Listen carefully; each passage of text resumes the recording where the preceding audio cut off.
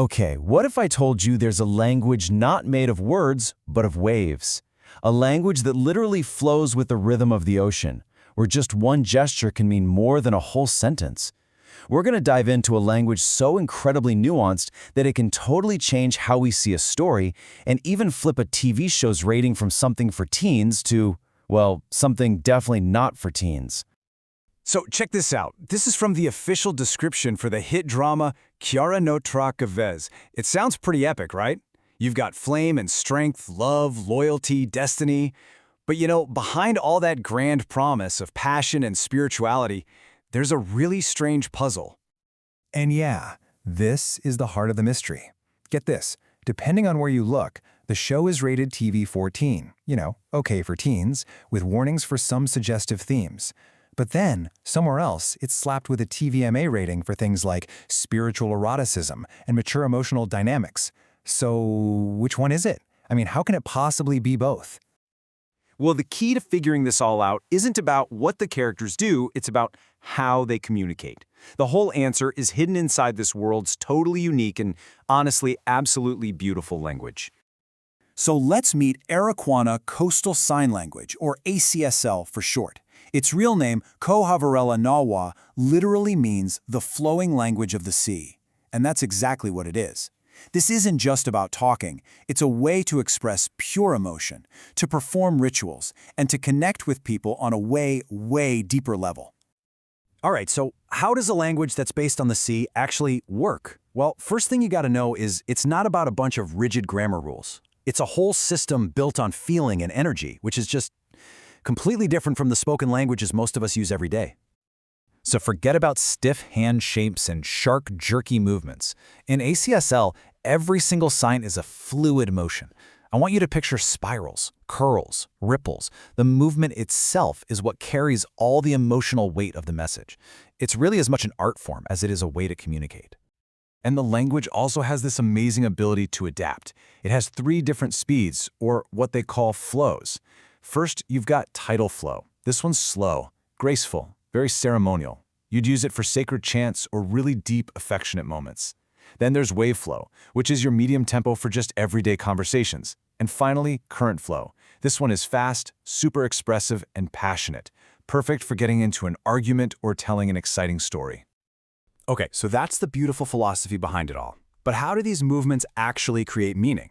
Let's break down the actual building blocks of this language. Now, this is what I find so fascinating. Every single concept is rooted in one of 5 elemental threads. So a quick upward flick of your fingers, that's flame, and it stands for passion, life, transformation. A rolling wave of the wrist is the river. That's all about emotion, empathy, healing. A firm, grounded palm is stone, for strength and truth. This whole elemental foundation just gives every single sign such a deep, symbolic meaning. It's incredible. And even the grammar is visual. It's actually pretty intuitive when you think about it. You start high to establish the topic of your sentence. And then the comment, what you're actually saying about that topic, it flows downward, usually toward your heart, to show that it's a personal truth.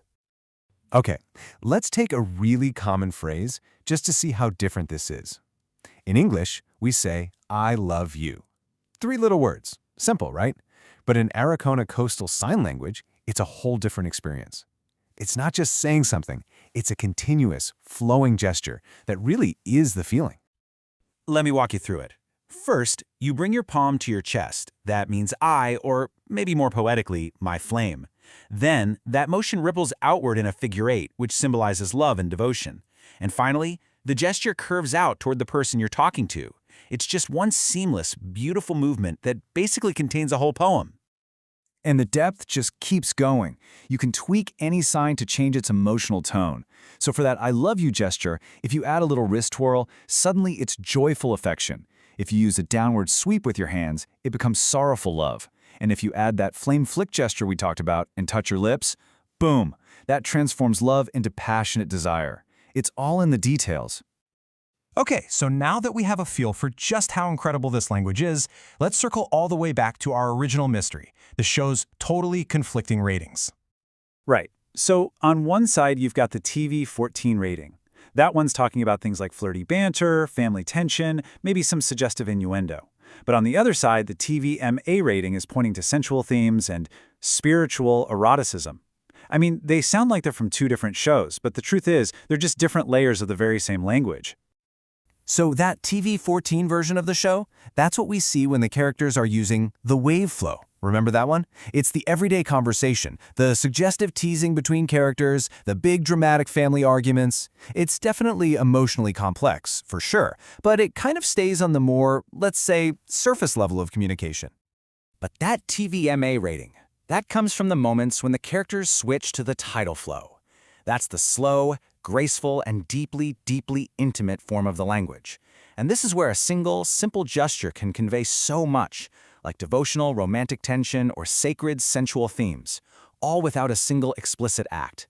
It's communication on a whole other spiritual and emotional plane. So here's the whole takeaway. The rating debate isn't about anything explicit like nudity or violence.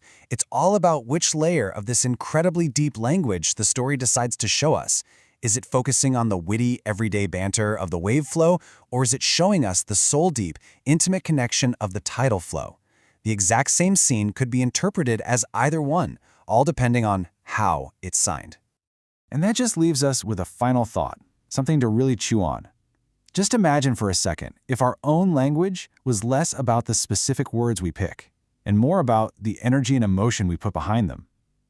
What if our language was based on waves instead of words? How do you think we would express our own deepest truths?